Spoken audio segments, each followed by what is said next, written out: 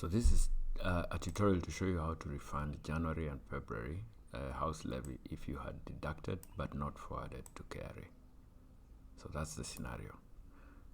So first, let's go to our statutory rates. Okay, let's look at this point. Because you did not switch off January and February HF. You can keep the HF on from July 2023 to no end. There's no need for you to add a new line like I had shown. I had done a video of how to add a new line so that you can skip a month. But you don't need to do that because the thing is back on in March. So your scenario is you have HF running from July to no end because you have not switched it off. Just leave this. You don't need to add a new line for HF because you have no months that you're skipping. Okay, so that's something important to note.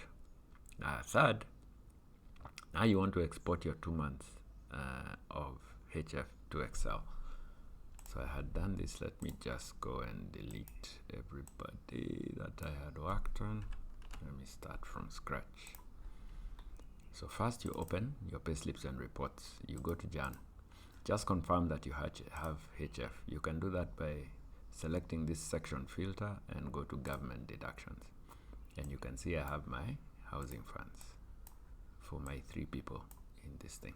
Okay, confirm, go to February. Same, I have the 3. So fine. And of course in March, you will continue because now it's reactivated. So what we want to do, because we deducted this, you keep it as a deduction. But now in March, we'll do a refund for the 2 months, right? So say for instance, for Jane, we deducted that, she remains like that, she remains like that. Now in March, she'll have the housing fund, which we will pay to government, but we want to add now a reimbursement for those 2 months. Okay, so you go to January, we want to now export the housing fund. So the easiest way to do it is to come here, these select items. If there's anything selected, unselect it so that you only have this housing fund, GHF housing fund.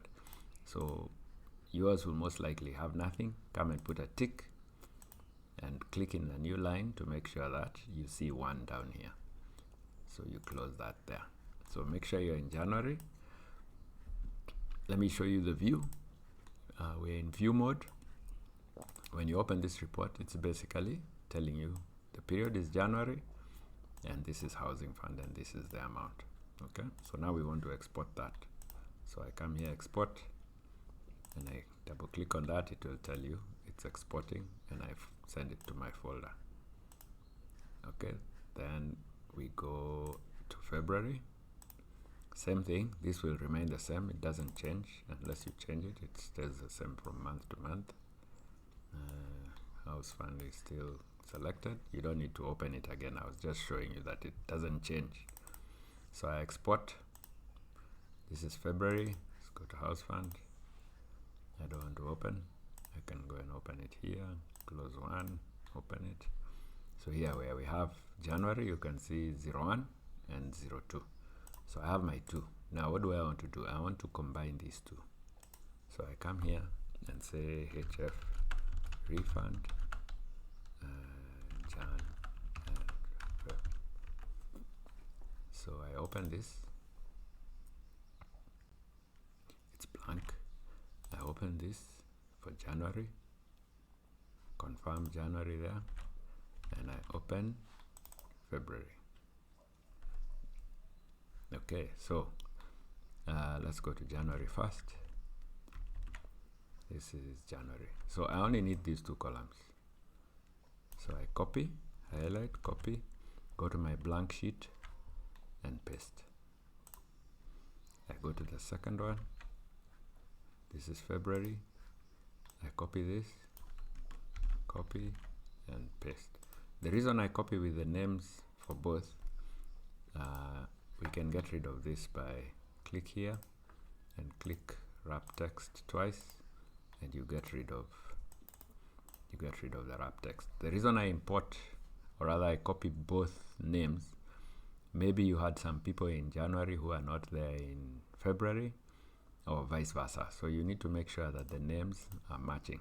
So make sure you find the names are matching. If you find there's some discrepancy, you need to rearrange your data so that everybody has their correct January and February. So you remember this was Jan and this was Feb. So once you've matched and made sure everybody's entries are correct, you come here, delete. Now I want to show you an example of a situation. Let's say, for instance, Lucy's salary had changed by a bit, and the amounts for the 2 months were not the same. So let's change this to 1625. So everybody has the same except Lucy. This is important because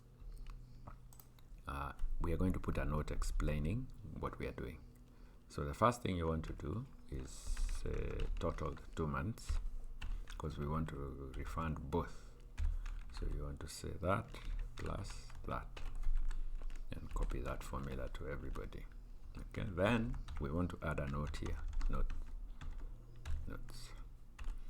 So we want to say refund of Jan and Feb 2024. Okay, house levy. Actually, I prefer to say house levy at the beginning.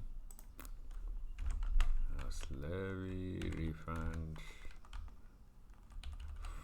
for Jan and Feb. So you copy that.